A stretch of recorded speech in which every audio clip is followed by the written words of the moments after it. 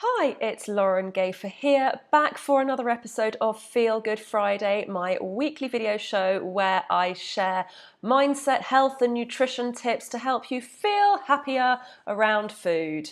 And today we are on the subject of mindset, and I am continuing my series around why diets fail, why diets do not work. And if you go back to my video from 2 weeks ago, I share the 3 biggest reasons why diets don't work, and one of those was mindset. The second of the 3 reasons why diets do not work was mindset. And today I'm going to be going into that in a little bit more detail and giving you some hints and some tips as to how you can get yourself out of this dieting mindset and move forward feeling happier and more contented.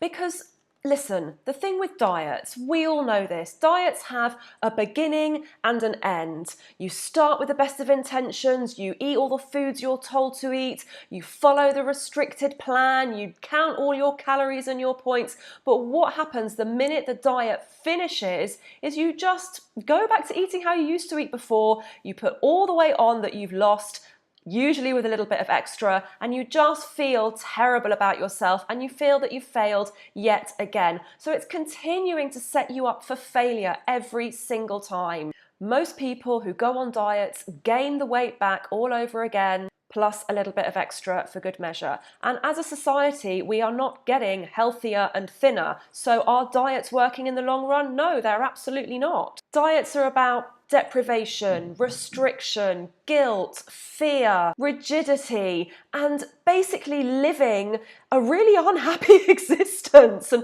that's not what I want for you. So what is the alternative? What can you do instead of dieting to feel happier around food? The first thing you need to do is show yourself a little bit of kindness and compassion.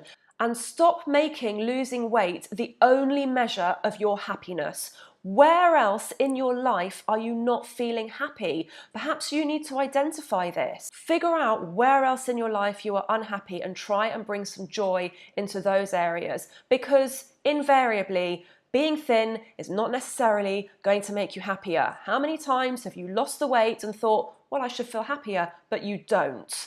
Where else are you unhappy that you should be getting more contentment? Dieting is never the answer. The other thing is to take a whole body approach to your happiness, your physical well-being, your mental and your emotional well-being. It's not just about being a size 8 and what you see when you look in the mirror, which invariably is not what everybody else is seeing. Focus on the things that make you feel good and alive and excited, and stop obsessing about trying to get to this place that you feel you'll be happy when you achieve, because you really, really won't. So I want to share 4 tips with you today to help you to break away from this restrictive dieting mindset so that you can move forward and stop living in this perpetual cycle of either being very, very restricted and off a diet, or beating yourself up because you're off a diet. There is an in-between. There is somewhere in the middle of those 2 places where you can achieve happiness. So the first thing is to identify why you feel the need to diet, because it won't just be the fact that you want to be thin. Who are you doing it for? Are you doing it for you, or are you doing it for other people because you don't think that people are going to value you unless you're half the size than you already are? You currently think you're worthless the way that you are right now. That is so not true. You're worth just as much as the next person, no matter what size you are. Identifying this will help you to move forward with a little bit more kindness, identifying why it is that you feel the need to diet and what's underneath that is going to perhaps give you a little bit more clarity as why you keep getting stuck in this cycle. The second tip is, are you stuck in a repeating pattern? How many diets have you been on, and have they actually worked? Have you managed to maintain the weight loss that you've managed to achieve from going on all of these diets? I'm going to guess that the answer is no. How many times have you lost the weight and then self-sabotaged as soon as you feel you've reached your goal weight, and what happens? You're back to square one and you're eating from a place of total despair. And it's actually a punishment more than anything else. This cycle of restriction and punishment, it's got to stop. It's not doing you any good at all. There has to be some loving kindness to yourself, and dieting is the strictest form of punishment you can possibly think of. My third tip is to eat for nourishment. Rather than looking at food as having a scale of calories or points, look at it as having a scale of nourishment. Fruits, vegetables, whole foods, good quality proteins, healthy fats,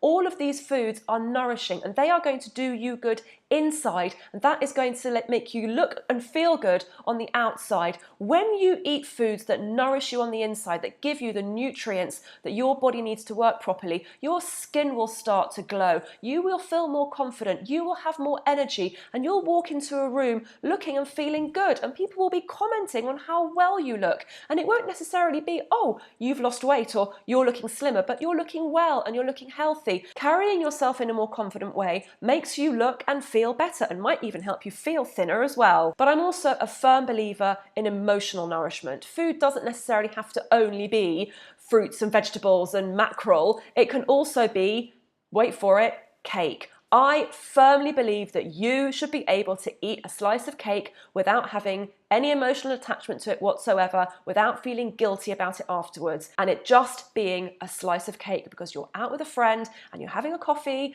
and you like the look of that slice of cake, and maybe you could share it or just have a small slice, but nothing is off limits. When you tell yourself that you are actually allowed to eat whatever you want, suddenly the freedom that comes with that means that you are not restricting yourself. It's not about going out and holding on so tight to the idea that you cannot have pudding or you cannot have a cake. You can if you want to, but maybe one day you'll choose not to because you just don't fancy it, or maybe you will. Either way, it doesn't matter. And that's the place that I want for you, that I want you to get to, eating a slice of cake without feeling guilty, because ultimately you are allowed to eat whatever you want. There's no restrictions, and I firmly believe that being emotionally nourished is just as important as being physically nourished when it comes to food. My fourth and final tip is about listening to your body, because quite often you are eating your emotions, but you're not actually listening to what those emotions or what those feelings are. Perhaps you're tired. That doesn't necessarily mean you need to scoff an entire bar of chocolate. Maybe you need to go and have a rest or have an earlier night. Maybe you are really hungry, in which case make yourself something nutritious to eat.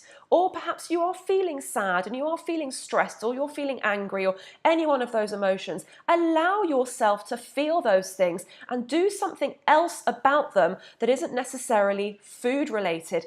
Go out with a friend for a drink, have a bath, phone somebody who's going to make you feel good about yourself, surround yourself with positive people. You know, this isn't about swallowing your emotions with food. This is about allowing yourself to feel the icky things, because it's okay to feel those things. We don't have to suppress our emotions with food. We are allowed to feel them, and there are other ways of managing them that aren't food-based. And once you start to recognize this, you will eat a lot more intuitively, and you will recognize the signals when it comes to whether you're eating with your emotions or just eating because you're stressed and you're not managing your stress levels properly. So to recap my 4 tips to help you get off this dieting mindset. The first one, identify why you feel the need to diet all the time. It's not just about wanting to be thin. Are you stuck in a repeating pattern of doing the same thing over and over again? Number 3, eat for your nourishment, and that is physical and emotional nourishment.